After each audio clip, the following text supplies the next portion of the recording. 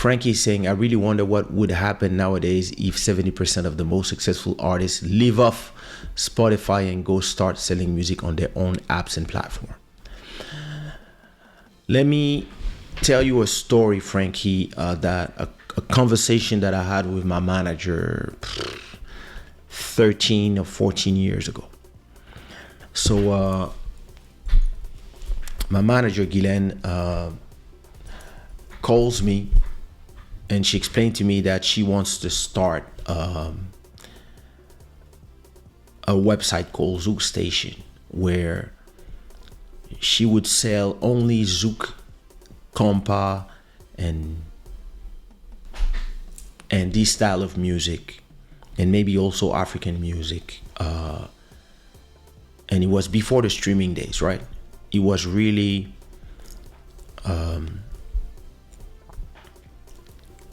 back when iTunes was 99% of the sales, right? People were downloading songs one by one or downloading albums. And she tells me, I'm not sure if Spotify was starting to exist or not at that time. So we're talking probably 2010, 2009. So she's like, yeah, I'm gonna do a website, and in this website we're gonna have like only Zouk music and music from the West Indies, from Guyane, from Haiti, etc., etc.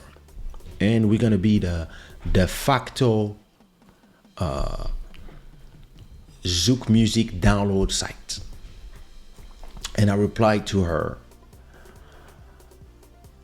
it's not gonna work.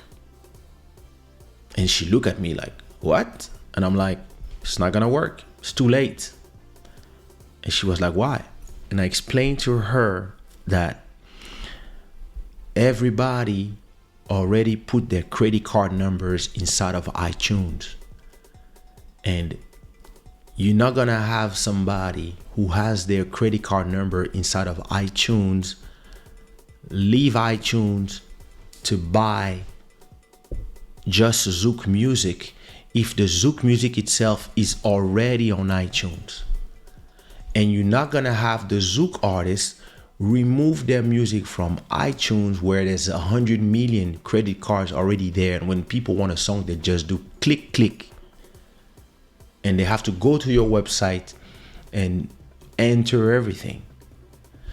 And the artist will not remove their music from iTunes to put their music in your website where they have 100 million people and you have nobody right now.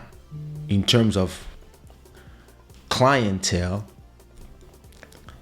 you're not gonna have the possibility of have artists put their music in your site exclusively. So if you don't have the exclusivity on that website, the people will see no reason to go buy their music on your website when they can buy it on iTunes. Especially if they have an iPhone or they have a Mac computer, etc., etc. If they already have an iTunes account or a Virgin Megastore or a Fnac account or whatever the store they use, eMusic, etc., all the music they want is already there. So unless you can have a catalog of Zouk music that doesn't exist anywhere else, and you have it exclusively there, nobody will go and purchase their thing there. And she still went with the website and it didn't work for that reason. It's just that at a point, people are always looking for convenience, and for convenience, they are ready to just stay in one place. Now, we have a French artist called Pascal Obispo who decided that he would remove all his music from the platforms, and he would have his own platform where all his music would be there. And the problem is the same, and the reason why it's not working as well is the same thing. And it's even worse right now, because what you're saying, Frankie, could have been a great idea 15 years ago. But today, What's the point? If me, Kaysha, is telling you, hey, listen, I'm gonna give you all my music for free, but it's gonna cost you $10 a month on Kaysha.com. So go to Kaysha.com, you subscribe, and boom, you have access to all my music, right? But you have the choice between me and Spotify or Apple Music or Tidal or whatever service that you use. When they tell you for the same $10, you have access to all the music of the world. Why would you give me $10 a month when you can have me plus everybody else for $10 a month? So it's too late to do these revolutionary things, and no artist will. I mean, sometimes if you're big enough, you might, if you have enough fans. But the thing is this: let's say you are Drake and you have, how much Drake has in terms of listeners? I think he has 40 million people listening to him every month.